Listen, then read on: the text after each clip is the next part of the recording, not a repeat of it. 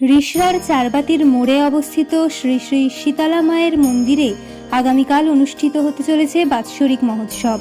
সেই উপলক্ষে ইতিমধ্যেই মন্দির প্রাঙ্গণে চলছে জোর কদমে প্রস্তুতি। ভক্ত ও সেবায়েতদের ব্যস্ততায় মুখর হয়ে উঠেছে গোটা এলাকা। আগামীকাল ভোর থেকেই শুরু হবে পবিত্র জল ঢালার অনুষ্ঠান।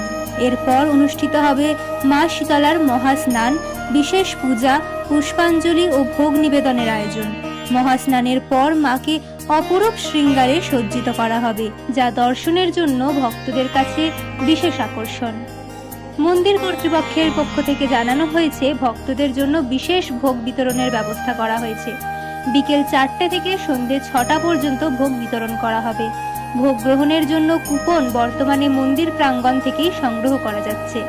সকল ভক্তদের নির্ধারিত সময়ে উপস্থিত থাকার অনুরোধ জানানো হয়েছে।